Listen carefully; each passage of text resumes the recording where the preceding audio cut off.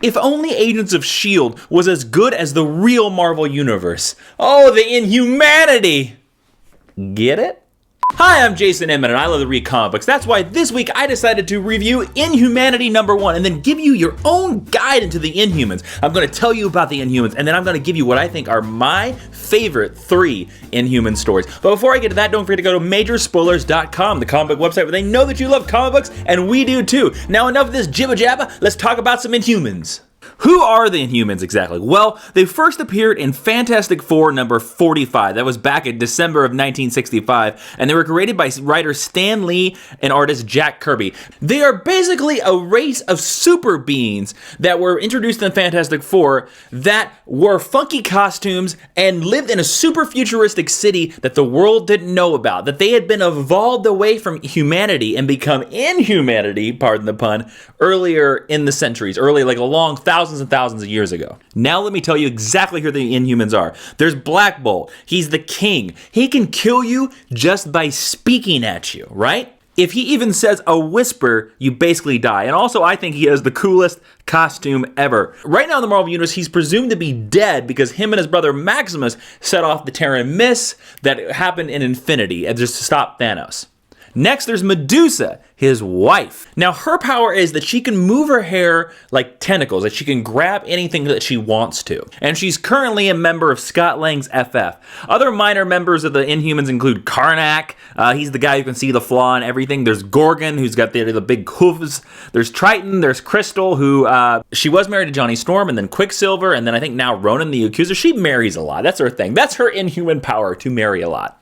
And wear yellow. There's also Maximus the Mad, Black Bolt's brother, and then the cute canine Lockjaw, who can basically teleport everywhere. Now that I've kind of taken you basically through who the main characters of the Inhumans are, let me tell you what I thought about Inhumanity #1 by Matt Fraction and Oliver Copiel.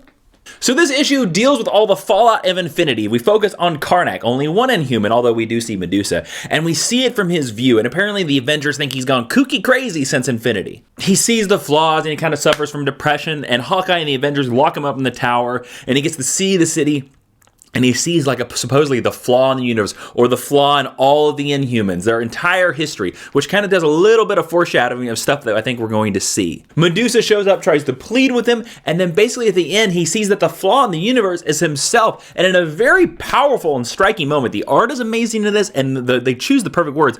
Karnak breaks the window because he can see the flaws in all things and jumps to his death. Well, doesn't jump, but he walks out and falls to his death. So Karnak is dead. The first issue of Inhumanity, spoilers, Karnak is dead. It's kind of shocking. You don't really expect it. You think that Inhumanity is going to involve all the Inhumans, when in fact, they kill one of the Inhumans. It's crazy. I don't get where they're going with this thing. My only problem with this book right now is that why are they using the 1960s costumes? Back in the late 90s, Jay Lee designed some very, very cool Inhuman costumes for this Marvel Knights miniseries that they did, and those costumes look fantastic. Karnak had tattoos on his face. Gorgon was actually a beast man. But in this issue, they decided to go back to the 1960s Jack Kirby costumes, and Medusa and all this onesie pink thing just looks stupid. Karnak in this weird helmet with a crotch flap just does not look good. Go back to the Jay Lee costumes. Those look awesome. You know why? Because they're Jay Lee and he's fantastic. The only other problem I have with this book is that I still have no solid idea of where they're going with this thing. And that's not at all a bad thing, but it's also a good thing. That's fantastic. I'm excited by this. I'm really looking forward to Inhuman, except for the point that they pushed it back to April. Come on. And we got Joe Madeira back in the universe. I grew up on Uncanny X-Men Joe Madeira, and that is fantastic. I can't wait to see him again. Matt Fraction, I'll tell you what, he had a high bar to set after Infinity, and he could have totally fumbled the ball. Jonathan Hickman's like, hey, Matt Fraction, here's the football. Take the Marvel Universe. Wee! And Matt Fraction's like, I'm the cool hipster, Matt. All right. And he took it. I don't know why Matt Fraction was a surfer dude, but I think here he's in Portland, right? So let's just flow. Let's just flow. So he took that football and he ran with it, and he did not stumble. I'm generally excited for where this is going to go. The only problem, I know I keep saying I have problems with this. I'm sorry, guys. But basically, there is a slight problem that there are a lot of rumors online that this is Marvel's answer to not having mutants, to not having the X-Men, so that they're introducing Inhumans all over the place so that they can have sort of an X-Men in the Marvel Universe.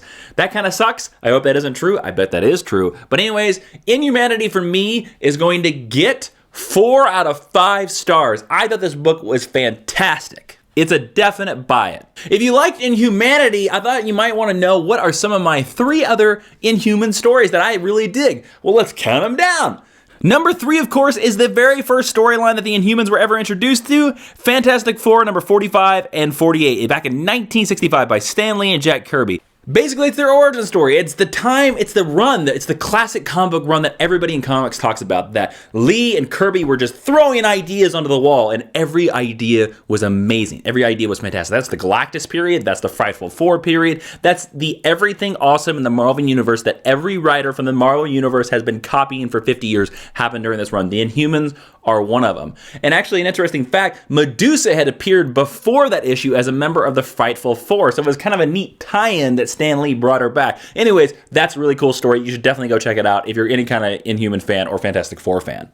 Number 2 is in The Inhumans. This came out in 2000. It was by Rafael Marin and Jose Ladron. Now, this story is not the greatest, but what makes this story is that Jose Ladron's art is fantastic. He's got a very Kirby style, and he was very big in the late 90s. I don't know what's happened to this guy. If you know what's happened to this guy, please comment below. I want to find out what happened to Jose Ladron.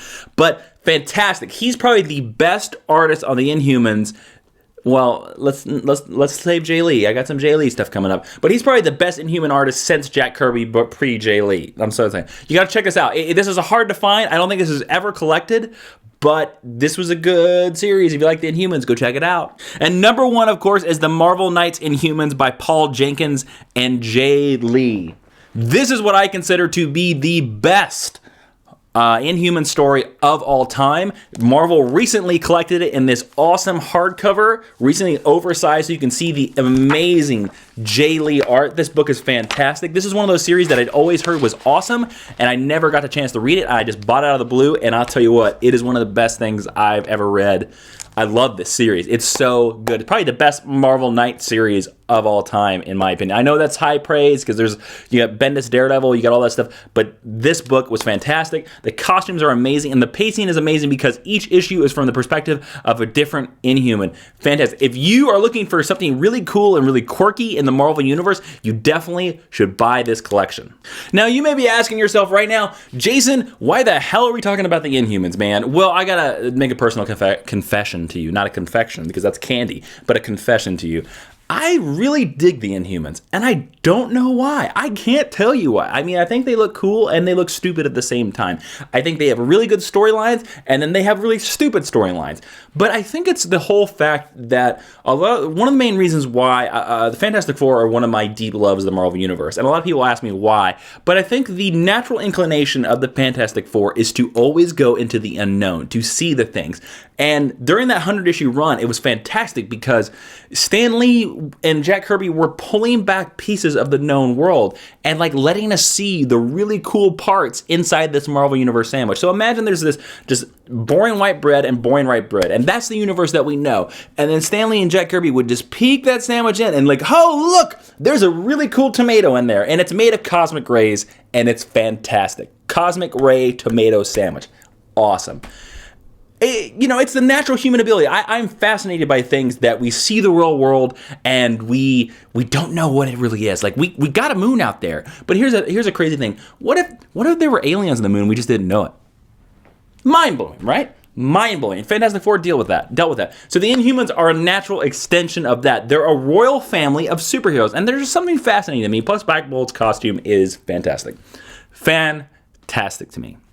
So there you go. That's some of my love for the Inhumans, and that's my review for Inhumanity #1. As always, go to majorspoilers.com, the comic book website where they know that you love comic books, and we do too. And as always, leave me a comment down below. I love having comic book conversations with you guys in the comments. Tell me what you want me to review next week. Tell me what you want. I know a lot of you were thinking that I'm ignoring you and stuff like that, but I'm not. I'm thinking I'm going to do some end of the year issues. Maybe like my best 5 of the year, probably best 5 series. I think I might do that. And because single issues is too hard. and maybe I'll do the 5 best writers. I don't know. We'll see, won't we? But subscribe, like, and favorite. Thank you. Please share my videos. If you're on Tumblr, I'm on Tumblr. Come find me on Tumblr. I share comic book art all the time. Come find me over there. Say hi. As always, thank you for watching. I'm Jason Inman. Be seen, you. K9 and Sarah Jane were his friends. Would you like a jelly baby? The 4th Doctor said. Defeated the Black Guardian and the Master's lies. Fell from a satellite dish and then he died. Okay, so this is our time after the title screen card where I don't plan anything, or I just talk and we see what happens. But seriously, guys, you should buy this. I don't even work for Marvel. I would love to work for Marvel, but this is fantastic. Also, I'm possibly working on a comic book podcast. Yeah. Let me know in the comments below if you think that it would be awesome. It's got a pretty interesting idea. Be about 30 minutes every week. We've got a strong idea for it. I think it'd be pretty good. I think we're going to start that around the new year if everything works out. Sometime in January. We'll see what happens, right? Let me know downstairs in the comments what you're reading this week. I read the new Action Comics by Greg Pak. I thought it was fantastic. It was really good. The art, Cooter, I think is his name. Cooter, like, you know, Duke's a Cooter. Hey, Cooter, come over here and draw my Action Comics. Aaron Cooter, Kuder, is drawing that. It's fantastic. It's really good. I also write some articles for comicbooked.com. You should go check those out. If you follow me on Twitter at Jawiin, you can find me there. I know this is like a plug. I don't mean to plug, but oh, by the way, are you watching Arrow? Woo! Wow, last episode of Arrow where Barry Allen showed up. I thought it was really good. I thought it was really good, man. Especially when they name drop the demon's head. What? Spoiler, sorry. But if you're watching this far, you're way past spoiler point. So shh. It was good. It was really good. I'm not quite sold on this guy as Barry Allen. I'm not quite sold. But we got part 2 coming.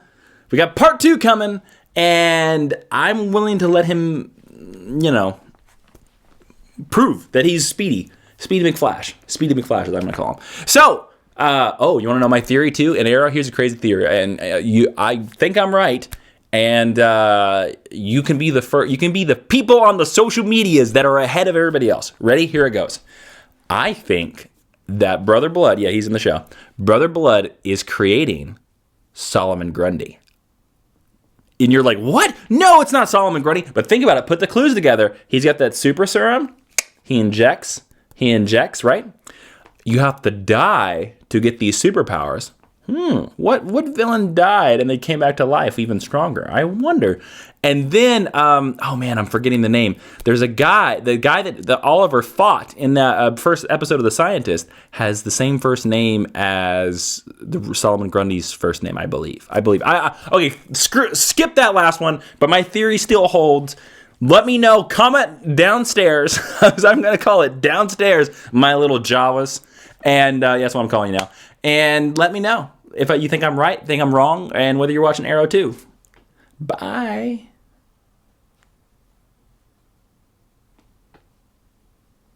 This is my December celebration dance. That's all I got. Be gone! Be gone, Bilbo! Bilbo Baggins. Bilbo.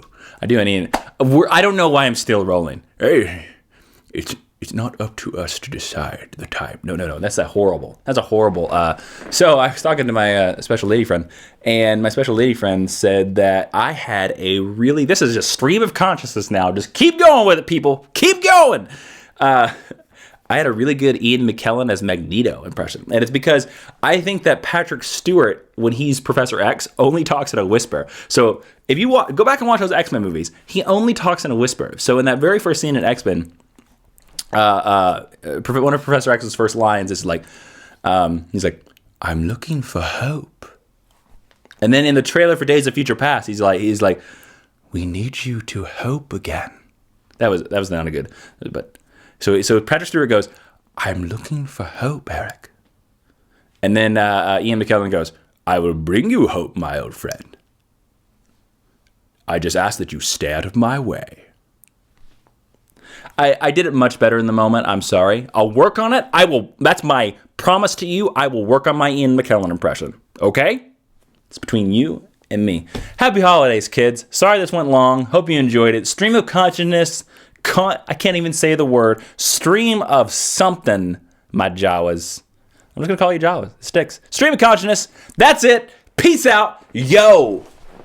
That's it. This is really it. We're done.